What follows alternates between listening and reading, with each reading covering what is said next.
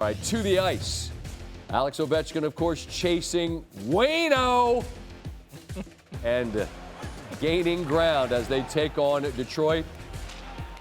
Got dueling storylines here. Of course, you have Ovi, but you got this Caps team that's great as well. A couple of young Caps fans back in 2005 showed up with 8s on their heads. Same fans. That's Senko? Could be. Ovechkin here.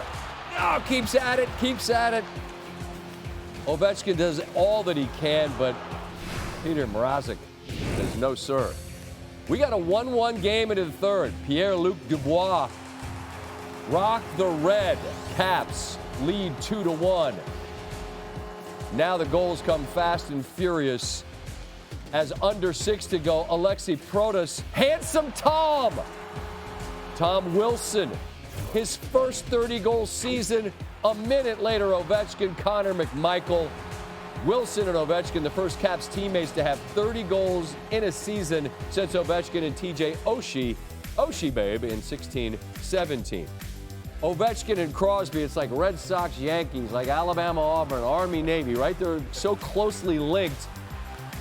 Pittsburgh is not a playoff team this year, but you've still got Crosby, who shoots and scores here, his 24th goal of the season, extending his current point streak to 5 games.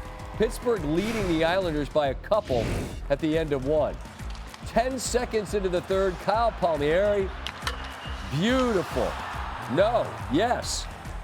Iron, unkind, but it's off the stuckus of Tristan Jarry. His 21st, it's 2-1. Bo Horvat turned away, Noah Dobson pounds home the rebound, his 8th. We're tied at 2. Pierre Engvall here will break the tie on a rush there, his 5th. They add another, and the Islanders will win it by a score of 4-2. So much talk about Ovi chasing Gretzky. We get it. Crosby is as well. Sid the Kid entered the season tied with the Great One for the most seasons, averaging at least a point per game with 19.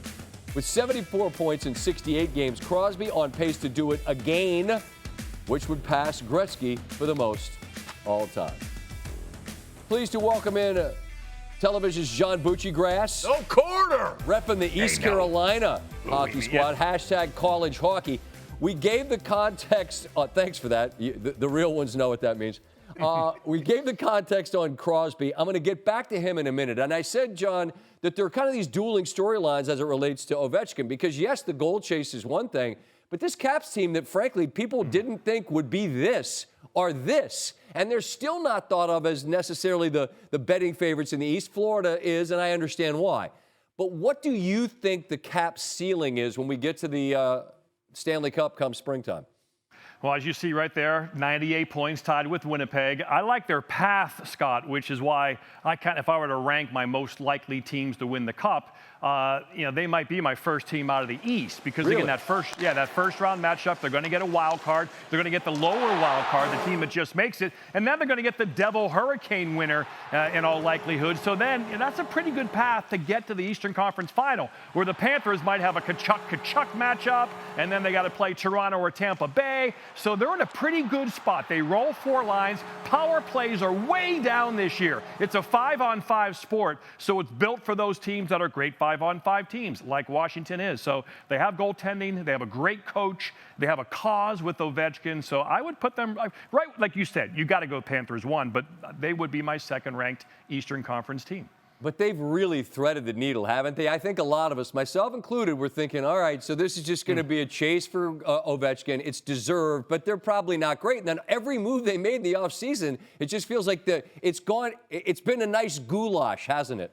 It has. The Chychrun trade was enormous. They signed Roy. They have a great defense. Ovechkin has a career year at 39. Tom Wilson has the best offensive year of his career. Mangiapane, they sign him, they get him. It's just working out. McMichael blossom. So yeah, they have depth. That's a word that we hear in every sport. I hear Stanford Steve talking about with Russillo on his March Madness podcast, which was 5 stars. So yeah, it's about depth, and they have it.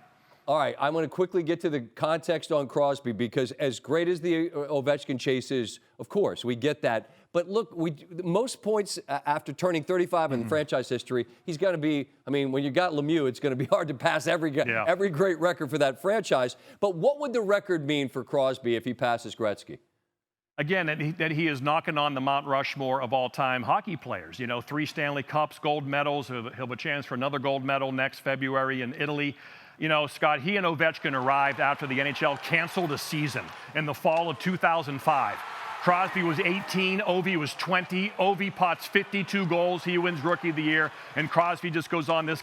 They both just consistency, unbelievable. That's why Crosby, in my mind, I want him to play, Scott, till he gets 2,000 career points, because only one man has gotten 2,000 career points, and that, of course, is Wayne Gretzky. And I think if Crosby has that, will to play till he's 42, 43, which he should, and he can, he will be only the second player with 2,000 points. Well, Ovechkin will likely be the only player with 1,000 goals. So, yeah, just out of a lockout, to have these two guys enter your league, man, the NHL was lucky, and they performed, and they came through.